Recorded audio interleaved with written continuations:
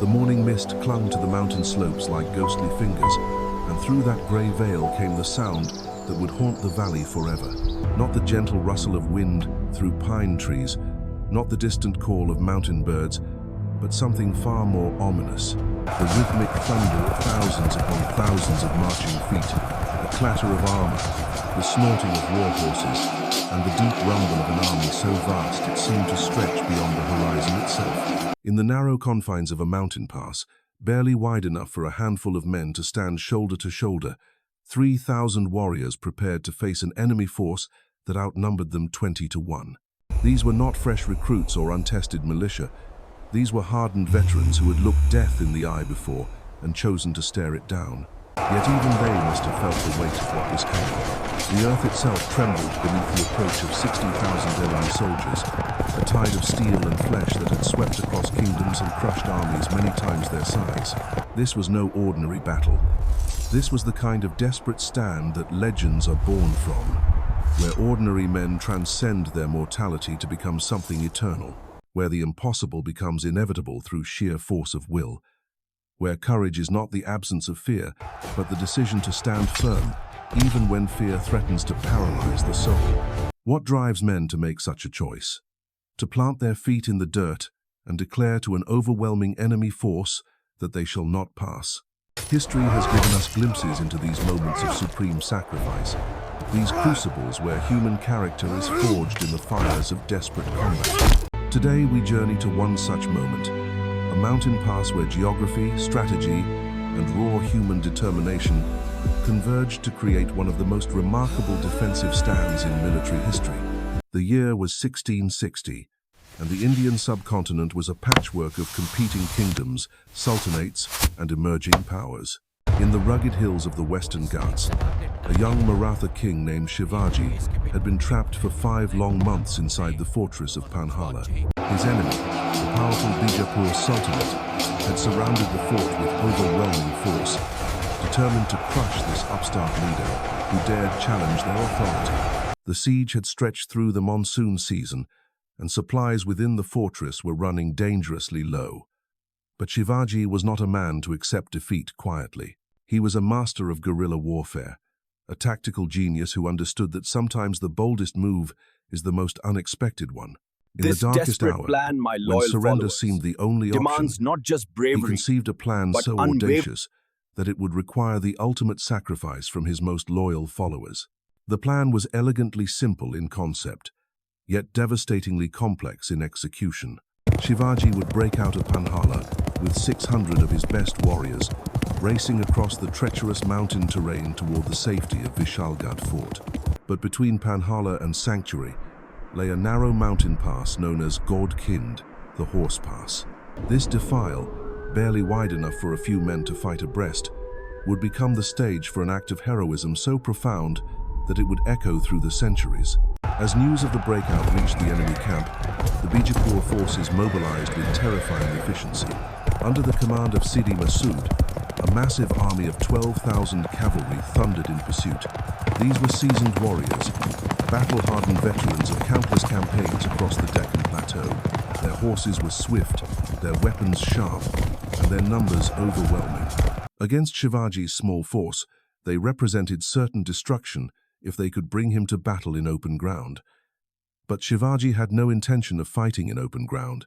His strategy depended on reaching that narrow pass, that single point where geography could transform a hopeless retreat into a tactical masterpiece.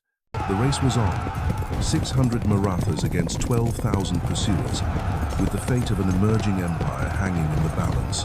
Leading Shivaji's rear guard was a man whose name would be carved into the annals of military heroism. Baji Prabhu Deshpande was more than just a military commander.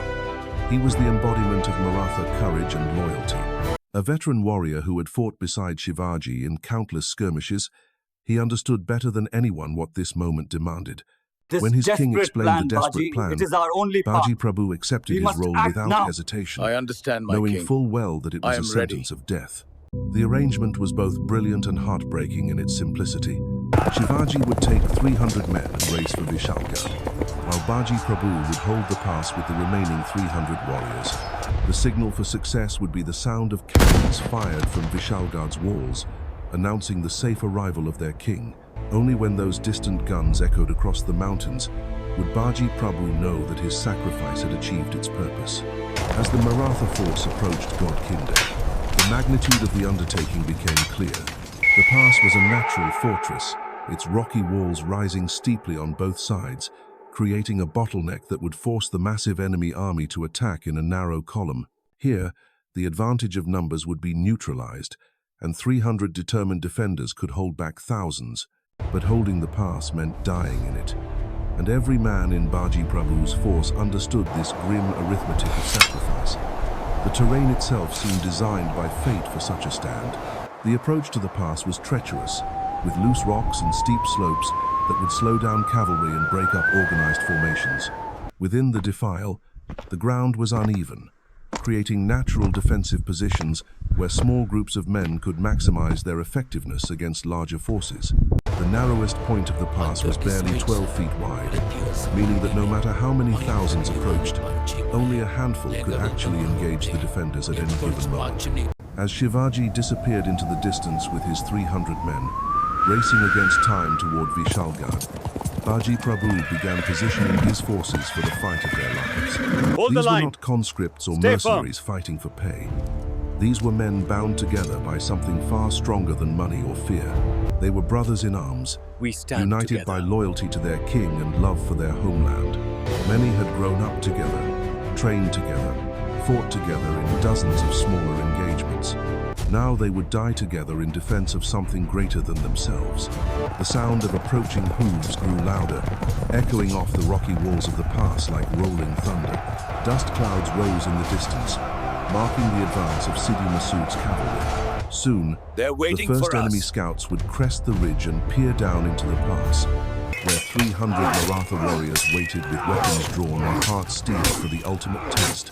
What followed would transform a simple geographic feature into sacred ground, turning the horse pass into something that would forever after be known as Pavan Khind, the sacred pass. The stage was set for one of history's most remarkable last stands, where impossible odds would meet unbreakable will, and where the echo of clashing steel would resonate through the centuries as a testament to human courage in its purest form. The first enemy scouts appeared on the ridge like harbingers of doom, their silhouettes dark against the morning sky. They peered down into the narrow confines of Ghod Khind, and what they saw must have filled them with Marathas are in formation. 300 men, arranged in tight formation across the width of the pass, their weapons glinting in the early light. To seasoned military minds, the mathematics seemed absurd. How could such a small force hope to delay, let alone stop, the massive army thundering toward them? But Baji Prabhu Deshpande was not thinking in terms of conventional warfare. He was orchestrating something far more profound, a symphony of sacrifice where every note would be played in blood and steel. His men took their positions with the calm precision of veterans who had accepted their fate. Spearmen formed the front rank, their long weapons creating a forest of deadly points. Behind them, swordsmen waited to fill any gaps that might appear. Archers found elevated positions among the rocks, their quivers full and their bowstrings taut. The roar of the approaching army grew deafening as Siddhi Masood's cavalry crested the final ridge. 12,000 horsemen spread across the landscape like a dark tide, their banners snapping in the wind, their war cries echoing off the mountains. The sight was both magnificent and terrifying, a display of raw military power that had crushed resistance across the length and breadth of the Deccan. These were the elite forces of the Bijapur Sultanate, men who had never known defeat, who had broken the will of countless enemies through sheer overwhelming force. Yet as they gazed down at the narrow pass, even the most confident among them must have felt a chill of recognition. They had seen defensive positions before, but rarely one so perfectly suited to the defenders. The pass was nature's own killing ground, a place where cavalry charges would be channeled into a meat grinder of spear points and sword blades. Still, their orders were clear. The Maratha king must not be allowed to escape, and this handful of defenders was all that stood between them and their quarry. Siddhi Masood deployed his forces with the methodical precision of an experienced commander. Wave after wave of cavalry would be sent into the pass, each assault designed to wear down the defenders until their line finally broke. Behind the first waves, fresh troops waited to exploit any breakthrough. It was a strategy that had worked countless times before, grinding down enemy resistance through sheer attrition. What the Bijapur commander could not have anticipated was the depth of resolve that awaited him in that narrow defile. The first charge began with the thunder of hooves on stone, hundreds of mounted warriors surging toward the pass entrance. They came with lances leveled, expecting to scatter the Maratha line like leaves before a hurricane. Instead, they met something that had become almost extinct in an age of gunpowder and politics, the ancient fury of warriors fighting for something beyond themselves. The clash, when it came, was like the sound of the world breaking apart. Horses reared and screamed as they impaled themselves on the hedge of Maratha spears. Riders tumbled from their saddles, crushed beneath the weight of their own mounts, or cut down by the flashing blades of defenders who seemed to be everywhere at once.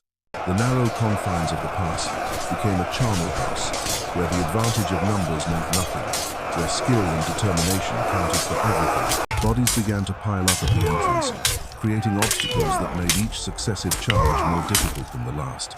But Baji Prabhu knew that this was only the beginning. Fresh waves of attackers pressed forward, climbing over the bodies of their fallen comrades, driven by the knowledge that their massive army could not be stopped by so few. Each assault was met with the same ferocious resistance, the same disciplined violence that turned the pass into an abattoir. Maratha warriors fell too, brave men who had given their lives to buy precious minutes for their escaping king. Yet their line held, bending but never breaking, absorbing each hammer blow and striking back with compound interest. Hours passed in a blur of combat so intense that time itself seemed to lose all meaning. The sun climbed higher, beating down mercilessly on men locked in mortal struggle, their armor slick with sweat and blood.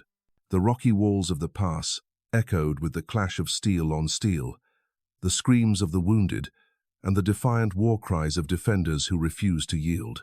With each passing moment, the pile of enemy dead grew higher, creating a grotesque monument to the price of trying to force this narrow passage. Siddhi Masood watched his casualties mount with growing frustration and grudging respect. His forces were taking losses at a rate that defied all military logic. For every Maratha warrior who fell, 10 of his own men paid the ultimate price. The narrow pass had become a funnel of death, channeling his overwhelming numerical advantage into a grinding stalemate where courage mattered more than numbers. Still, he pressed the assault, knowing that eventually, sheer weight of numbers must tell. The defenders fought with the desperate fury of men who knew that every moment they held the pass brought their king closer to safety. They rotated their fighters with practiced efficiency, bringing fresh men to the front as the wounded and exhausted fell back. But there was no real relief, no respite from the endless waves of attackers who kept coming like the tide itself. Each man knew that he was buying time with his life, trading his blood for the precious minutes that Shivaji needed to reach sanctuary. As the afternoon wore on, gaps began to appear in the Maratha line, not from cowardice or lack of will, but from the simple mathematics of attrition. Bodies can only endure so much, and even the bravest hearts eventually succumb to wounds and exhaustion. Yet each time a defender fell, his comrades closed ranks, maintaining the integrity of their formation through sheer force of will. They were no longer just holding a pass. They were defending the very idea that duty and honor could triumph over impossible odds. Baji Prabhu himself fought like a man possessed, his sword weaving patterns of death as he moved through the melee. Blood flowed from a dozen wounds, yet he seemed to draw strength from each injury, becoming more dangerous as he grew more desperate. His men looked to him for inspiration, and he did not disappoint them. Here was leadership in its purest form, not commanding from the rear, but standing in the front rank, where death was most likely to find him. The enemy dead now formed ramparts of their own, obstacles that forced the attackers to climb over the corpses of their comrades to reach the still defiant Marathas. The pass had become a landscape of horror, where the living fought among the dead, where every step forward cost dozens of lives. Yet still they came, wave after wave, driven by orders and the knowledge that their own survival might depend on breaking through this seemingly impossible defense. Then came the moment that every warrior in that blood-soaked pass had been waiting for. A distant boom echoed across the mountains, rolling through the valleys like the voice of the gods themselves. The cannon fire from Vishalgad. Shivaji had reached safety. The signal they had all been listening for, the sound that meant their sacrifice had not been in vain. But for Baji Prabhu Deshpande and his remaining men, this was not a signal to retreat. It was a signal that their duty was complete, that they could now die with the knowledge that their king lived to fight another day. The irony was not lost on these battle-hardened warriors. The sound of their salvation was also the sound of their doom, for they had no intention of abandoning their posts now that the mission was accomplished. Word spread through the Maratha ranks like wildfire. The cannons had spoken. Their lord was safe. What had begun as a desperate holding action had transformed into something else entirely, a final act of defiance that would echo through the ages. These men were no longer fighting to buy time. They were fighting to make a statement, to show the world that some things are worth dying for, that courage can shine brightest in the darkest hour. Siddhi Masood's forces sensed the change in their opponents. The Marathas fought now with a different kind of fury. Victory! The terrible joy of men who had completed their mission and were now free to sell their lives as dearly as possible. Every sword stroke carried the weight of finality. Every spear thrust was delivered with the knowledge that it might be the last. The pass rang with their war cries, ancient words that spoke of honor and homeland, of duty that transcended death itself. The Bijapur commander found himself in an impossible position. His orders had been simple enough: capture or kill the Maratha king. But Shivaji was now beyond his reach, safe behind the walls of Vishalgad. All he had accomplished was the destruction of thousands of his own men against a force that refused to break. The tactical situation had become a nightmare, with his cavalry being fed piecemeal into a killing ground that showed no mercy to numbers or reputation. As the shadows lengthened and the sun began its descent toward the western peaks, the character of the battle shifted once more. The surviving Marathas, now fewer than 100, pulled back to the narrowest point of the pass. Here, where the rocky walls closed in like a vice, they made their final stand. Blood streamed from countless wounds. Their armor was dented and torn, their weapons chipped and stained, yet their eyes still burned with unquenchable fire. Baji Prabhu stood at the center of this last desperate circle, his sword arm heavy with exhaustion but his spirit unbroken. Around him, his remaining men formed a ring of steel and determination. They had no illusions about their fate. The mathematics were brutally clear, but mathematics had never been the point. This was about something that could not be measured in numbers or calculated in ledgers.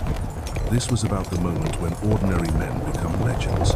The final assault came as the sun touched the mountain peaks, painting the sky in shades of crimson that seemed to mirror the blood that had been spilled in that narrow pass. Fresh troops, held in reserve throughout the day, now poured into the defile. They came not with the wild enthusiasm of the morning charges, but with the grim determination of professionals who understood that this last knot of resistance had to be cut. The end, when it came, was both swift and eternal. The small circle of Maratha warriors disappeared beneath a tide of steel and flesh, their defiant cries lost in the roar of combat. Yet even in death, they achieved something that transcended the moment. They had shown that 300 men, properly motivated and positioned, could exact a price so terrible that victory itself became a form of defeat. When the dust finally settled and the last echoes of combat faded from the mountain walls, Siddhi Masood surveyed a battlefield that told a story of courage so profound it defied comprehension. His army had won. Technically, the pass was his, but at what cost? Thousands of his finest warriors lay dead or dying among the rocks. His cavalry, the pride of the Bijapur Sultanate, had been decimated, and the man he had been sent to capture was now safely beyond his reach.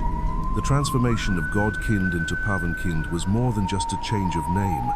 It was recognition that something sacred had occurred here, something that elevated mere geography into the realm of the divine. And The then pass had been the baptized in mighty blood and Baji sacrifice, Prabhu and his consecrated by 300 acts of warriors heroism stood that would be firm, remembered long a after the wall names of of kings courage and against the empires were enemy. forgotten. But the impact of this impossible stand reached far beyond the immediate tactical situation. News of the battle spread like wildfire across the Maratha territories, carried by bards and storytellers who understood that they were witnessing the birth of a legend. Here was proof that the new power rising in the hills could not be easily crushed, that its warriors possessed something that mere numbers could not overcome.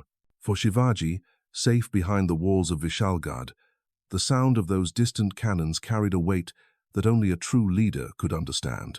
300 of his finest men had died to ensure his survival, had chosen death over retreat, had transformed a military necessity into an act of supreme sacrifice. The debt he owed to Baji Prabhu and his warriors could never be repaid, only honored through the creation of something worthy of their sacrifice. The strategic implications We must of the proceed stand with at extreme Pavan Khind caution through these rippled passes. outward, like Their stones resolve thrown is into stronger still than we water. anticipate. The Bijapur Sultanate had learned a harsh lesson about the cost of pursuing Maratha forces into their mountain strongholds. The Future terrain was campaigns would be treacherous, planned with a greater narrow caution, pass. knowing that Any every misstep pass would and have been valley might catastrophic. conceal another group of We must warriors learn willing to from die these for their movements. cause. The This flanking psychological maneuver impact is was crucial. perhaps even more Critical. significant than the But military it leaves one. our left. Word of the battle reached courts and camps across the subcontinent, where military commanders studied the tactical lessons with professional interest. How had 300 men held off 12,000 for so long? What combination of terrain, morale, and leadership had made such a feat possible? The answers would influence military We thinking for stand as generations one, to come, united as generals in learned to our respect purpose. the power of determined defenders in favorable ground. In the Yet heart the of true the night, legacy of a Pavan Khind tale of valor lay not in its unfolds, tactical a innovations, but testament in to the its brave spiritual warriors of significance. Pavan Khind. The battle became a touchstone for Maratha identity, a defining moment that crystallized what it meant to serve something greater than oneself. In the villages and towns where Maratha power was taking root, the story was told and retold, each telling adding new layers of meaning and inspiration. The transformation of 300 mortal men into immortal legend had begun. Their names would be carved in stone and sung in ballads. Their courage would inspire countless others to stand firm in the face of overwhelming odds. They had achieved something that few warriors in history can claim. They had turned certain defeat into eternal victory through the simple act of refusing to yield. In the mountain pass that would forever bear the name Sacred Pass, the wind still whispers through the rocks where heroes made their stand. The physical evidence of that terrible day has long since been reclaimed by time and weather, but the spiritual resonance remains. This is hallowed ground, where the impossible became inevitable through sheer force of human will. The echoes of that day at Pavan Khind would reverberate far beyond the blood-soaked stones of the mountain pass. In the And weeks in that that followed, desperate as moment, news of the impossible stand spread 300 across the brave Deccan warriors plateau, stood something as profound one. began to shift in the collective consciousness of the Maratha people. And What had thus, begun as a the desperate brave military warriors of maneuver Maratha had stood transformed united, into something far their more spirit powerful, unyielding, a rallying their cry resolve that would unite unbreakable. scattered hill tribes and fortress garrisons under a common banner of resistance. From village to village, the tale grew in the telling. Bards and storytellers, those keepers of memory who weave fact into legend, carried the story of 300 warriors who chose death over dishonor. In market squares and temple courtyards, crowds gathered to hear how ordinary men had become something extraordinary, how courage had triumphed over calculation, how the narrow walls of a mountain pass had contained heroism so pure it seemed to touch the divine itself. We The fight psychological on for our impact on the homeland. Maratha Our forces spirit is was renewed immediate by their and electric. sacrifice. Young warriors who had never seen battle began to speak of earning their place beside Baji Prabhu's immortal 300. Veterans who had grown weary of endless skirmishes found their spirits rekindled by the knowledge that their cause could inspire such sacrifice. The very idea of retreat became not just tactically unthinkable but spiritually impossible. How could men flee when their comrades had shown that standing firm could transform defeat into eternal victory? The Battle of Pavan Khind stands as a testament to a simple yet profound truth that echoes across the centuries. Numbers alone do not determine the outcome of history's most crucial moments. When 300 warriors chose to plant their feet in that narrow mountain pass, they were making a declaration that reverberates still. They declared that some causes transcend the mathematics of survival, that honor weighs heavier than odds, and that the human spirit, when properly forged, can bend the very arc of destiny itself. In that blood-soaked defile, where the impossible became inevitable, ordinary men discovered they possessed something far more powerful than superior numbers. They possessed the unshakable conviction that their sacrifice mattered,